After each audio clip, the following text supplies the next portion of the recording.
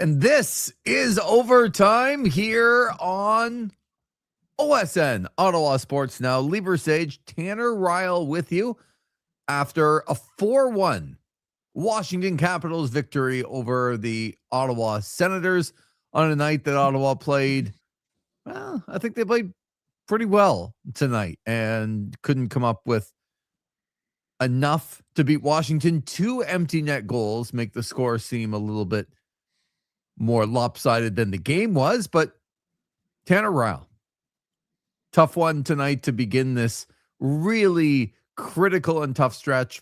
5 games, 7 nights for the Ottawa Senators, and we're looking to get a couple of points in the bank before they came back home to face the New York Islanders tomorrow, but unable to do it. What were your first impressions of tonight's 4-1 victory over Washington?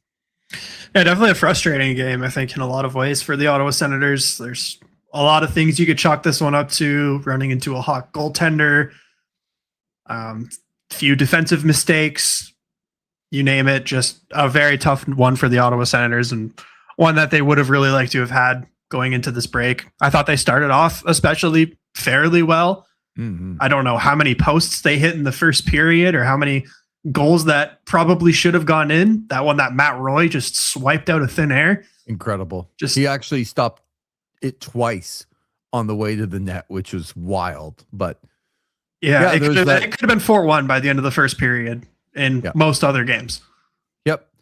Nick Cousins through the leg of Logan Thompson, and it trickles by. I thought that one was going in for sure. They controlled most of that first period. I mean, they were at times dominant in that period, and Logan Thompson was easily the best player.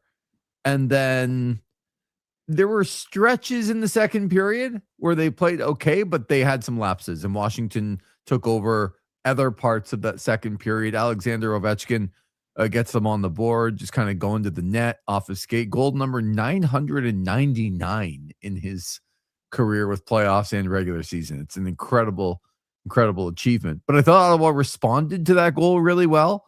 They had 3 or 4 glorious chances to score. I think that one that you were talking about was right after that. They were able to not let it affect them. And to me, the turning point of this entire game that we'll get to, unfortunately, is the second goal from Tom Wilson. I mean, look, Linus Ullmark has lost 2 games in regulation that he's given up 3 goals and 2 goals. It's not like he's, there's a game tonight that was 6-5 in overtime, Carolina over Pittsburgh. It's not like they're giving up, 5, 6, 7 goals a night. But again, the problem, Tanner, is that they've put themselves in this spot where they can't afford these even like little letdowns. And Linus Ullmark, I thought, got caught cheating to the other side. Tom Wilson scores, and that's a back-breaking goal. That's a really tough goal to give up late in the second period. Yeah, that one was very frustrating, I think, for multiple reasons. I believe that was the one where the Sens were all out there for about 2 minutes as well, desperate for a line change. So probably not as quick to react in certain aspects, but I was rewinding the tape a little bit before the goal and zeroing in on a certain player that we were talking about, hoping to see a bit more out of tonight in Brady Tkachuk. Just zero engagement. He was trying to intercept, but reaching on it. Just nothing from the captain tonight. He didn't have a hit in this game. He had a couple shots, -1. Like exactly what Tom Wilson did is what you would hope to see from Brady Tkachuk, because Tom Wilson was very noticeable for Washington. I'm just like, where has the captain been? Yeah, I mean, 8-0 in the faceoffs tonight really helped his game. That's the only time where I noticed Brady Tkachuk. And, to further your point, we were talking about that in the pregame about this. I mean, he needs to be one of those impact players. And I thought Nick Cousins did way more than Brady Tkachuk tonight. Not in the obviously in the exact same role, but he drew 2 penalties tonight. He had the one that went between the legs of Logan Thompson, and he almost scored. He was buzzing around the net. He was doing exactly what he should have been doing.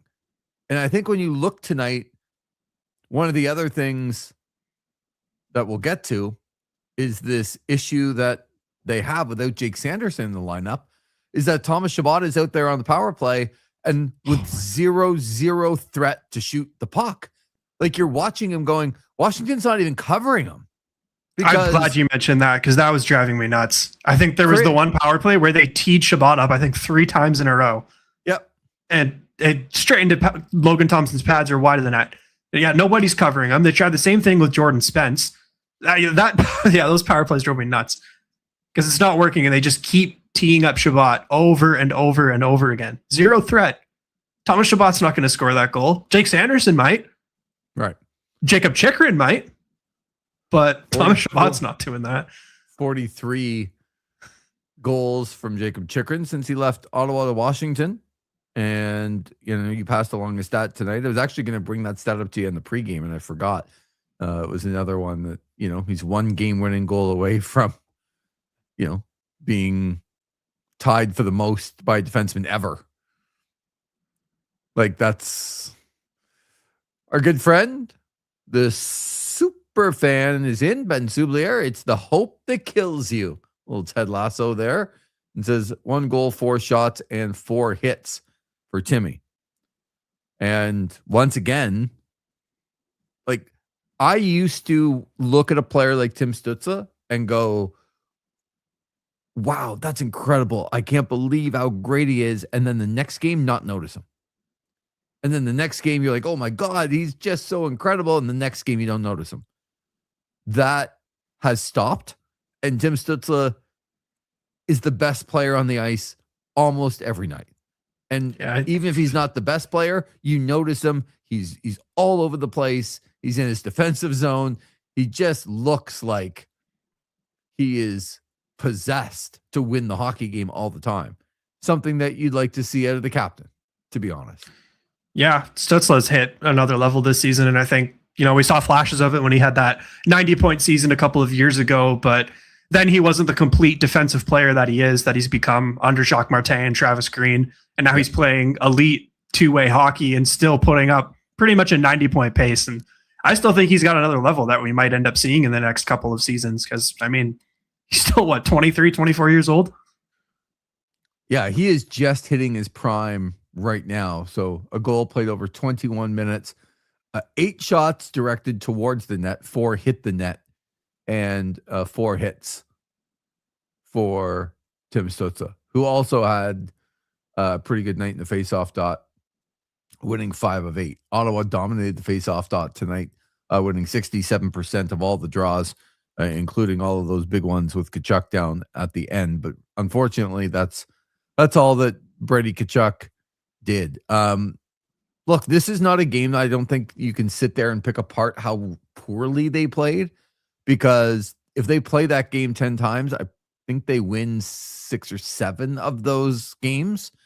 But again, like we talk about, that doesn't matter. It matters that they lost tonight because of the hole that they have put themselves in. And that's a difficult one.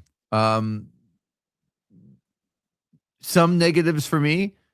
Once again, I don't really notice Warren Foegele on the ice. I don't know if he's doing all those little things that you want players to do. I hardly noticed Dylan Cousins tonight, too. Yeah, it was a little bit of a quieter night, I think, for Cousins, but he's been great lately, so I'm not faulting him too much. Agree with Foegele. I haven't seen a ton from him yet. You can show me whatever charts and stuff that you want. I don't see it quite yet. And they pointed out on the broadcast, and I thought that this was, a good point by them.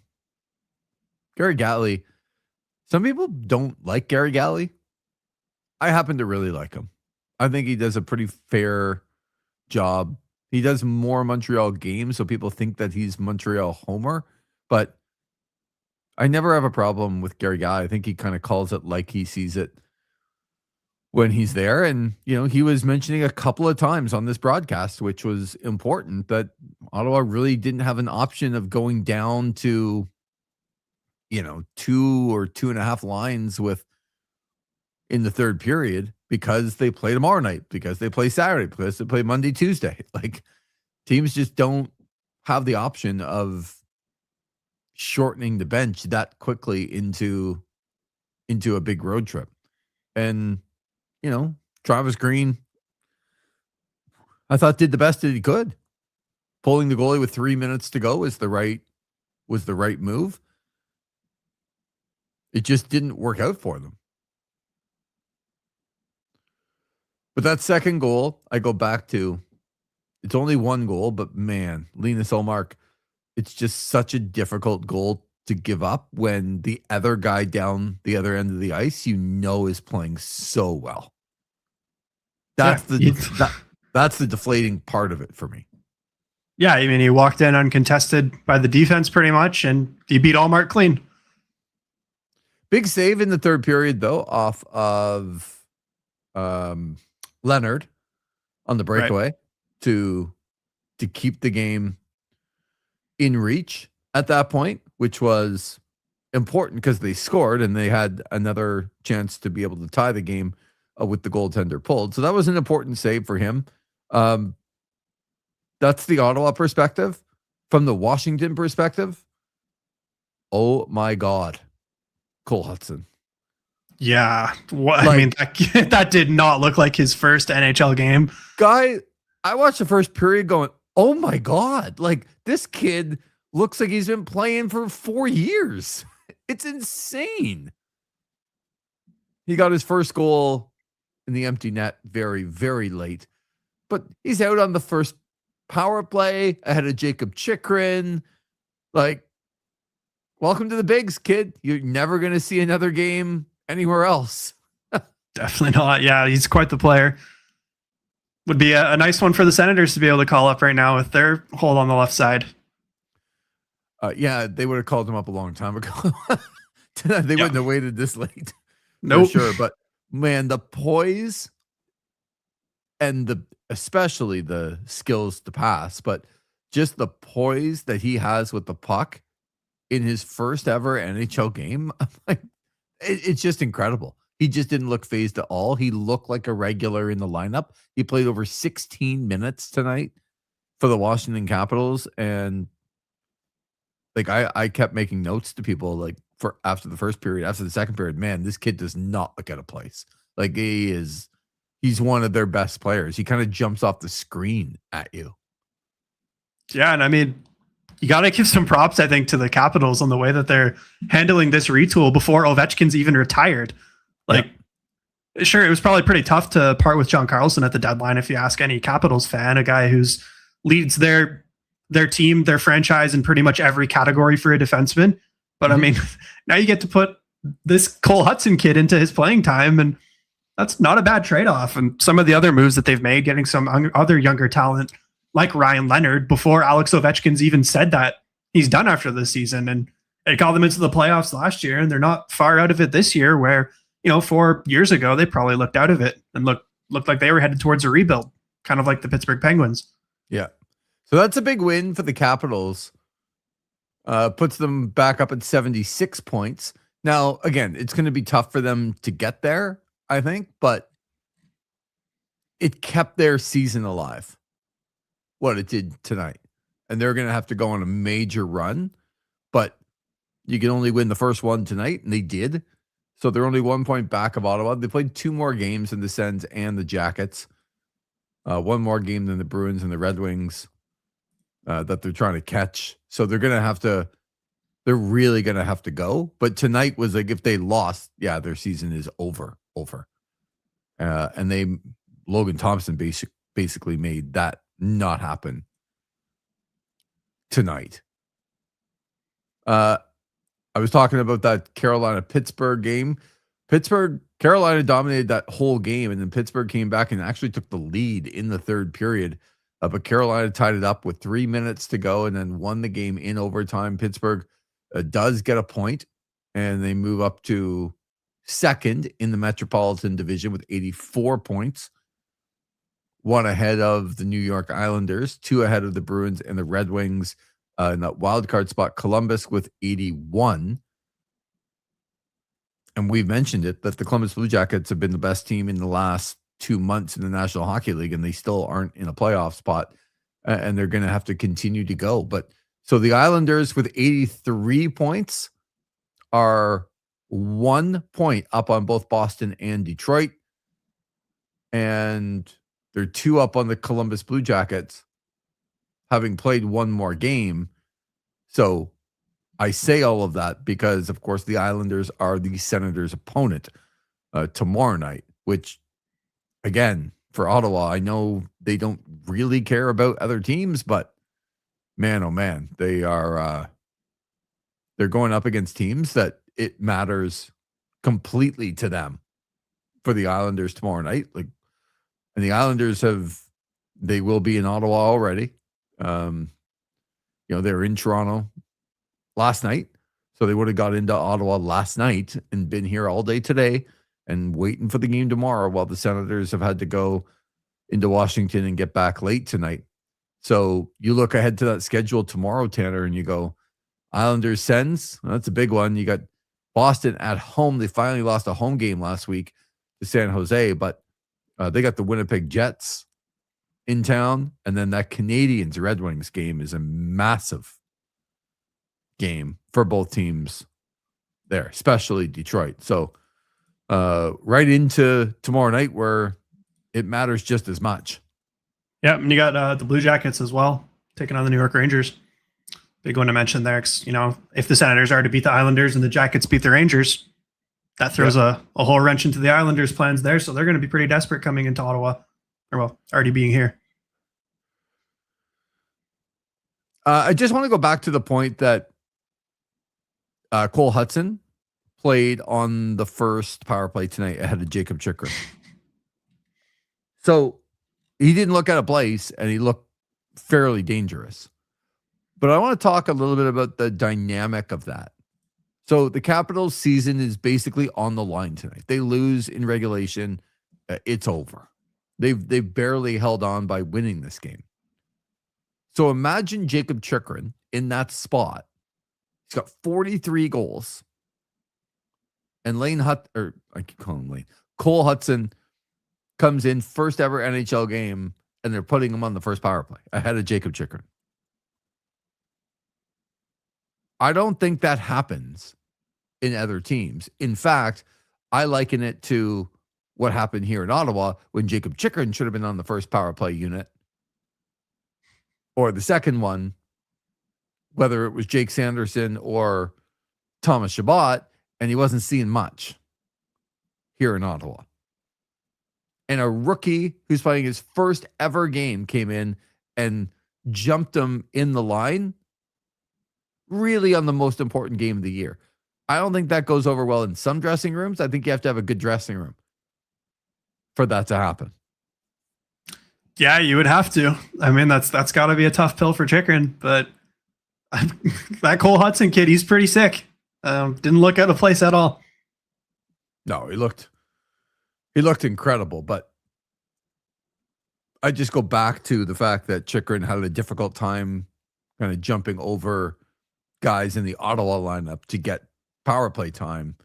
And now the Washington room feels like it's okay for someone to jump over him at a crucial time. I think that's a difference in the locker rooms. I think that's a difference in leadership. That's okay because, hey, the kid's up. This is what he's good at. Let's see what he can do. And I don't think they would have done that if Jacob Chikrin wasn't okay with it. No, probably not. Tough to see the Sens not able to finish on their shots tonight. That Hudson kid for Washington looks legit from Z Gibbon in Belleville.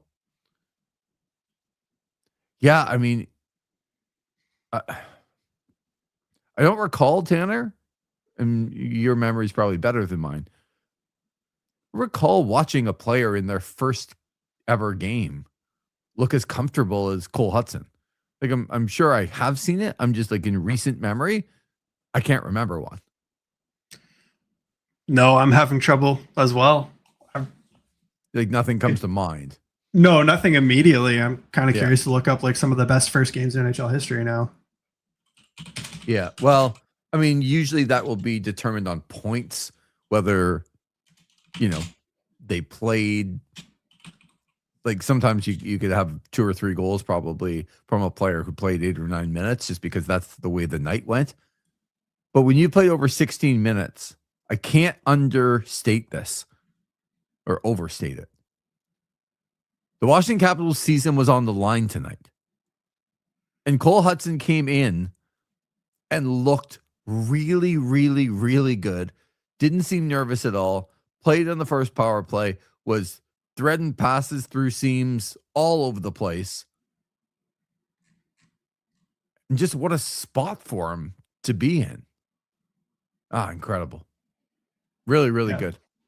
Yeah, my search results are only bringing up points, and the number one played on the 1917-1918 Montreal Wanderers. Yeah, okay. Harry Hyland, he had 5 goals in his first NHL game. Yeah, I don't... No. I would have a very difficult time going previous to 1967 or like when from the original 6 when it went to 12 at least. Like let's at least bring it back into the 50-60 year range. Well, there is one that sort of is coming to mind now that I'm seeing it on here. Yep. I remember Austin Matthews' first NHL game with the Toronto Maple Leafs. yes, I do. I remember that'd be the recent one. I remember Ottawa won that game. And I think people forget that Austin Matthews scored 4 goals in his first ever game. And they showed his mom 18 million times crying in the stands. But Ottawa won the hockey game. And I don't know if you know this reference, but you know the Odell Beckham Jr. catch?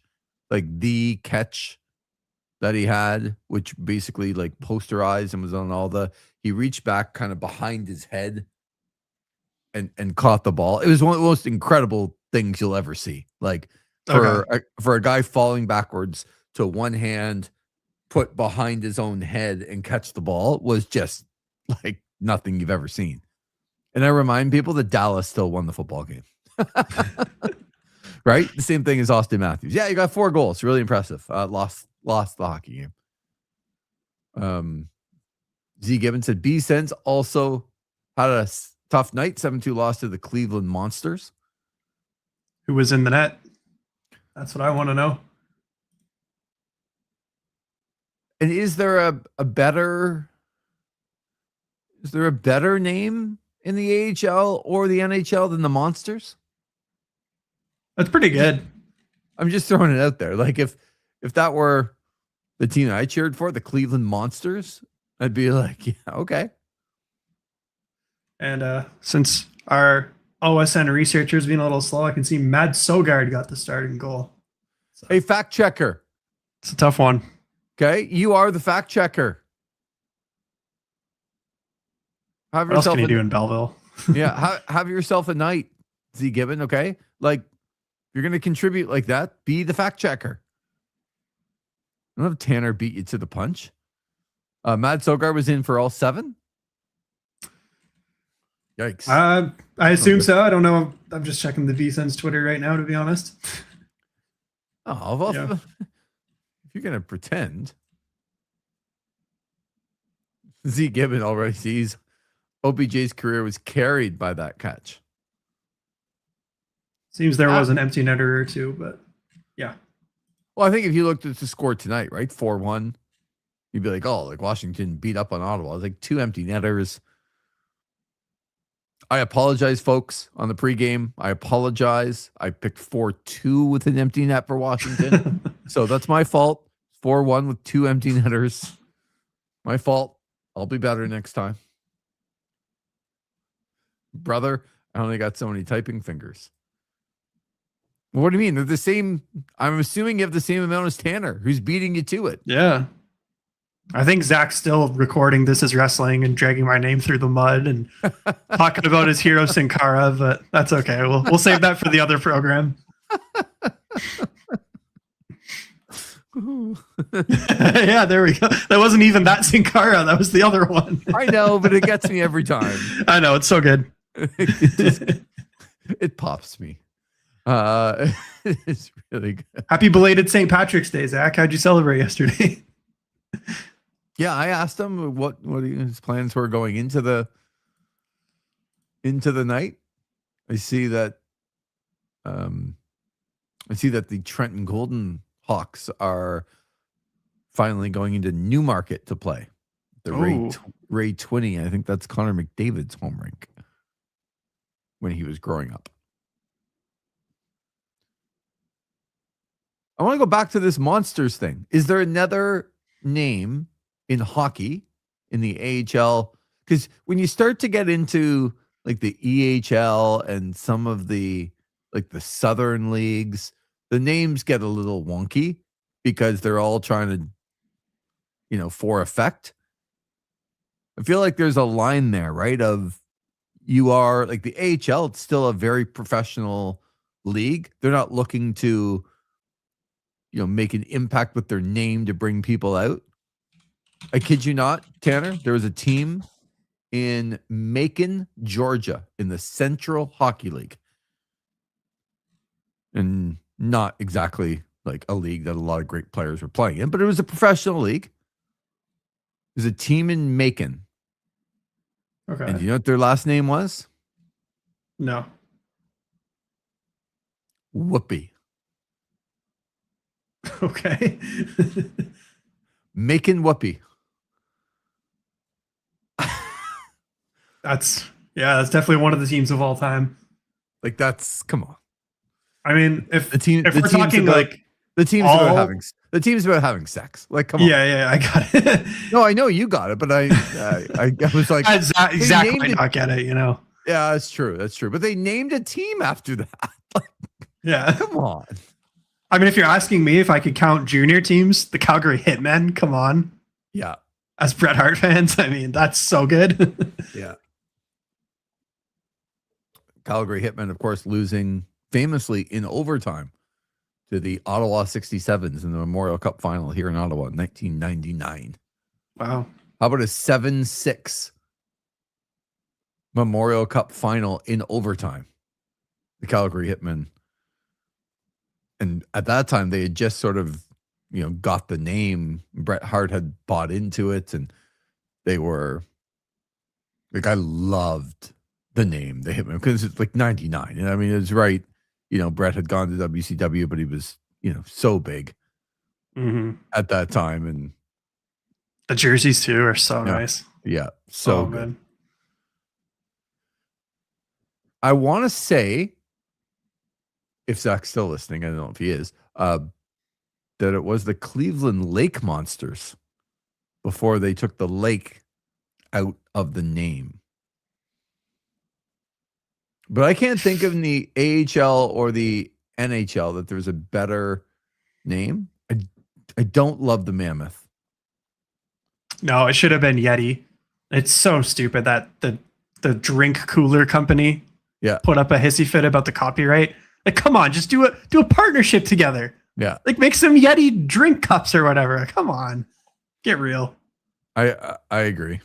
The Yeti would have been awesome. No one's confusing your hockey team for a cup, especially when there is the Stanley Cup and the big trending Stanley Cups that seems like every girl these days has. But I digress. Yeah. Well, we were talking about making whoopee earlier, so... Very true. We know our audience. Exactly. So, but let's move back to the question that we're asking on the pregame that I think now further discussion. You've lost the game. Linus Ullmark played well. Oh, Zach, see Lake Erie Monsters at one point. Yeah, that's why the lake was in it. So that's my mistake. Thank you, Zach. Factually correcting. I said the Cleveland Lake Monsters, but of course Lake Erie, the Monsters. See, those typing fingers work. Yeah, they do. That's a good fact check, Zach. Although I don't know why they went from Lake Erie to Cleveland when they were already in Cleveland. Like, they didn't like Cleveland as the name. Like, we know there's a lot of towns that are on Lake Erie. I guess like Erie, Pennsylvania, they did probably play out of there, I'm guessing. But some of those, we think we have it bad with the snow. There's nothing like that little. Well, it's not little. From Cleveland to Erie, Pennsylvania to Buffalo on the bottom of Lake Erie, they just get walloped with snow. It's incredible. Anyway, back to the discussion of who plays goal tomorrow night for the Ottawa Senators. Linus Ullmark played well tonight. He played good. He played better than fine. Story of the season? Well, story of the last 3 weeks, maybe? Yeah. Again, if you're just tuning in, you're looking at the score. There were 2 empty net goals. Linus Ullmark, no chance on the first one as Ovechkin's going to the net. It's off his skate. But the second one was hurtful with the Tom Wilson short side shot that beat Linus Ullmark. I think you let some of that stuff go if your team's able to score 3 or 4 goals, but they weren't. Mm-hmm. And that's the issue. So I'm just trying to look at the shots. I think Linus Ullmark was pressed more in this game than we've seen out of other games in the last 2 or 3 weeks. Yeah, he faced 25 shots tonight. 25 shots. Yeah, I do look at kind of the volume. This is just a personal opinion. So the Senators had 78 shots towards the net tonight. Like whether they were blocked, whether they were missed, or shots on goal. So for the Washington Capitals, they had 56.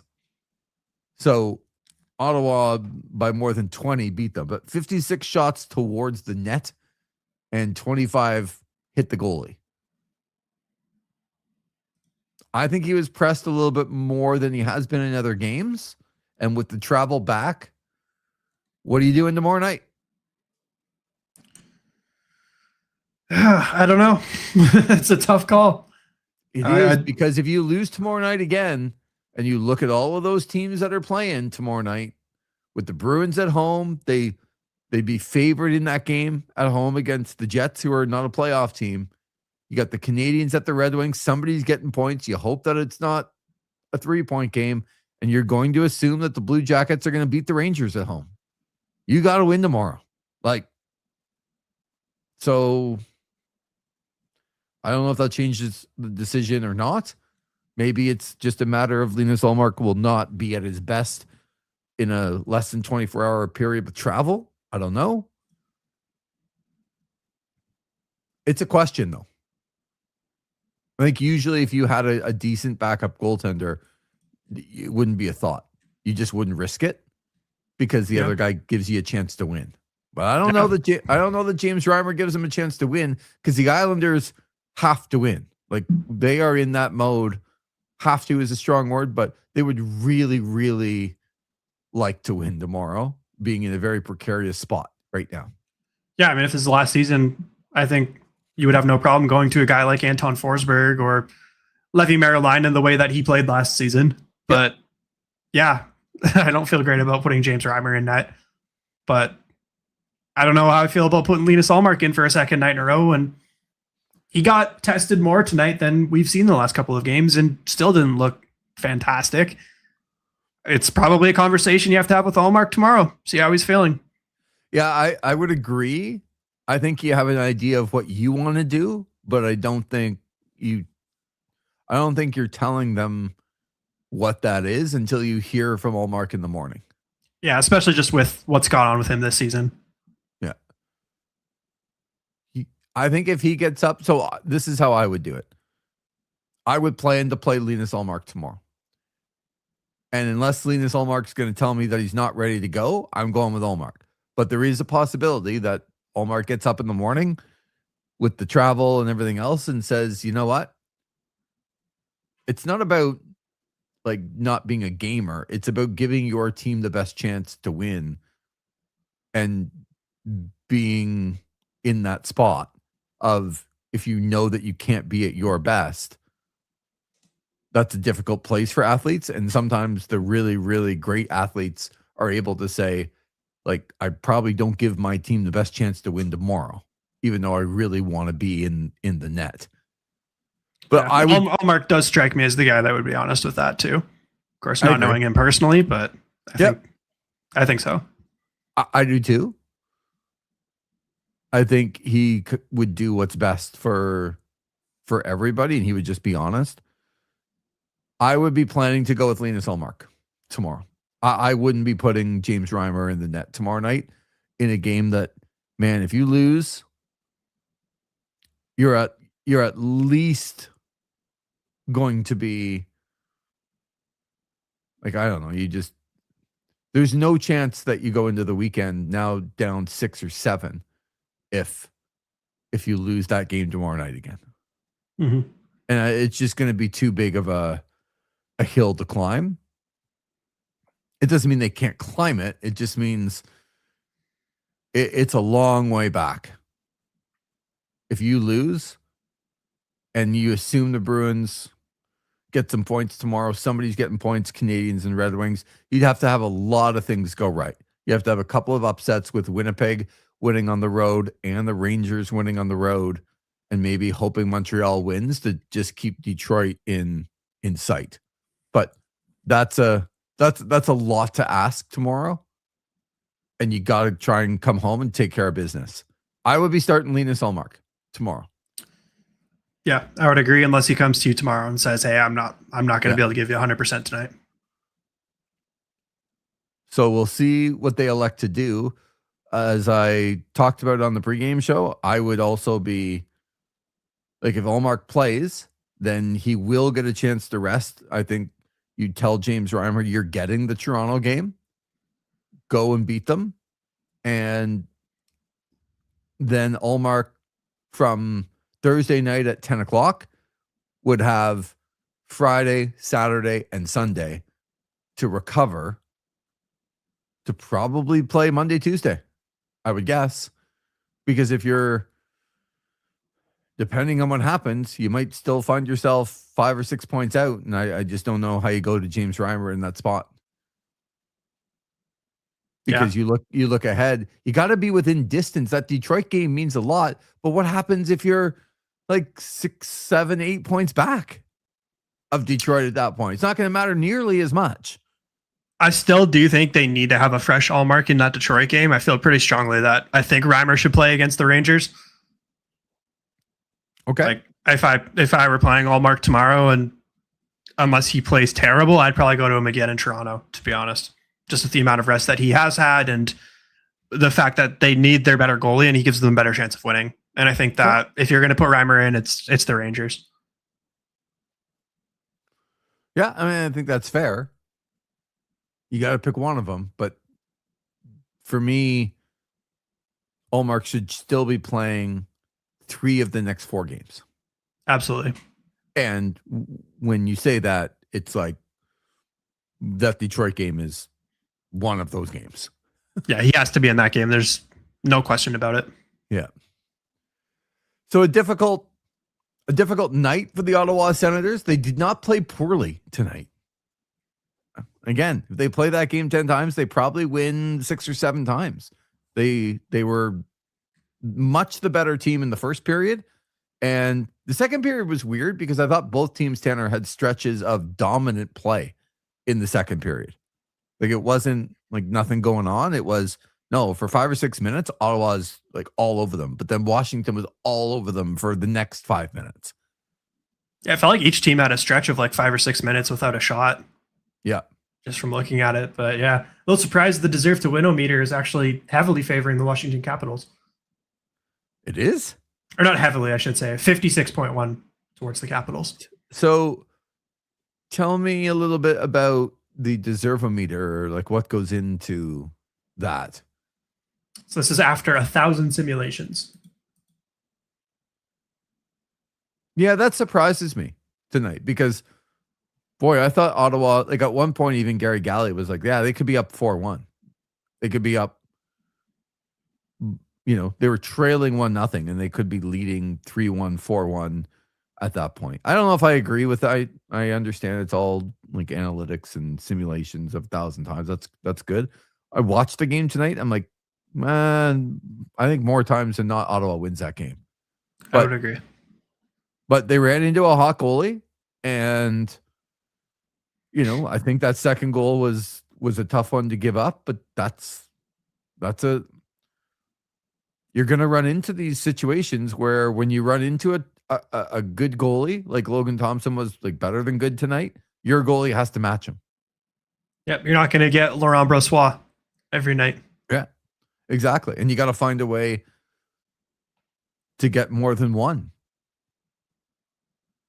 The power play, not to belabor the point, but man, oh man, like that with the power play, to me, you got to change it up. Even if you just tell Chabot, you just need to risk the puck. Like Jordan Spence does that very well, right? Like Jordan Spence is a guy when he's at the point, whether it's on the power play or not, he just kind of shuffles the puck, and I'm not giving him enough credit because it's not a shuffle, but it's not a big slapper. It's not this booming shot. He gets the puck towards the front of the net quickly. I don't understand why Thomas Chabot can't do that. He doesn't need the big 90-mile-an-hour slap shot. And that's what they kept doing. They were just trying to set him up and go for that one-timer, and Chabot's just not that guy.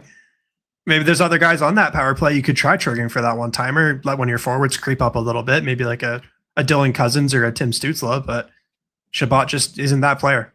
Yeah, you put yourself at a bit of a disadvantage. I thought, the Capitals did that one time. I think you saw in the hockey game that Chychrun did the switch with Ovechkin, and then Ovechkin took the shot from the blue line, but in the middle of the ice instead of at his spot. Tonight, I think you're going to have to do something. If you want to keep Chabot there on the power play, I think you're going to have to, as you said, move Cousins up. You can't have Chabot just be at the top with zero threat to shoot the puck. Like it was brutal because you just watch it and you're like, okay, well, what's he going to do to make it look like he's going to shoot, but he's not going to shoot. And if I know that and you know that, the Washington Capitals know that. Yeah. Especially when they kept doing it over and over again. It felt like on the same power play. I think they tried it 4 times. Yeah. Anyway, just do something different. we'll see if they make an adjustment to that tomorrow against the New York Islanders. Well, that will be the next game coming up. Will be on before and after here on OSN, but it's getting to the point. I mean, the Sens have played very, very well over the last little while, but all of a sudden, to me, tonight sort of emphasizes that urgency that they better get a couple of wins coming up against the Islanders and the Leafs before they go into that, Monday, Tuesday with the Rangers in Detroit, because you just can't. I mean, if you're 7 points behind the Red Wings, it's not going to matter. It's just not going to matter. And you can convince yourself that it does, but it probably doesn't at that point. So it's tough, right? Like they had a couple of days off, but since Sunday and now it's Wednesday and go into tomorrow. And if they don't win tomorrow, you're going to go a week without points. And in this world, in this standings of everybody getting points all the time, you just can't go a week without getting points. Yeah, especially with the way the out-of-town scoreboard has been, and somebody's getting points tomorrow. The Habs played the Red Wings. Yeah. You hope to God it's not another 3-point game, but yeah, who knows at this point. But you need a lot of help, right? So you need to win. You need to win tomorrow, but you're looking at 3 teams. The best help you can get tomorrow is that the Winnipeg Jets beat the Boston Bruins in regulation, that Montreal beats Detroit in regulation, and that the Rangers find a way to beat the Columbus Blue Jackets in regulation. And it's just very improbable that all 3 of those things are going to happen. For sure. So the only thing you can do is go out and beat the New York Islanders, bring them back to you a little bit, if you look at the standings right now, Ottawa's 6 points back of the Islanders. So if it's 4 and you have a game in hand on the Islanders, if it's 4 after tomorrow, okay. Like they're still well within reach to bring back, fall out of the Metro and into the wild card, and then you can jump over them. But if that's 8 after tomorrow night, you're not catching the Islanders. Nope. So every night's a big game, Tanner. Every night is a big game. Yep. They got to find a way to tame Matthew Schaefer and get a few past Ilya Sorokin, who is no slouch of a goaltender, just like Logan Thompson was tonight. Yeah. And look, they had a fairly easy time with the Leafs last night, and then they've been in Ottawa since last night, and they'll be very, very prepared. So, as you said, there'll be no Laurent Brossoit moments tomorrow night with an Islander team that needs to win and a really good goalie. But we'll see what they do, and we'll see who they go to in goal tomorrow. All right, Tanner, we'll talk to you tomorrow. But disappointing night. Senators played well tonight, but not well enough, and they lose 4-1 to the Washington Capitals and are back on the ice 7:00 tomorrow night at home against the New York Islanders. All right, Tanner, have yourself a good night. We will talk to you tomorrow. You as well. Sounds good. This has been Overtime on OSN.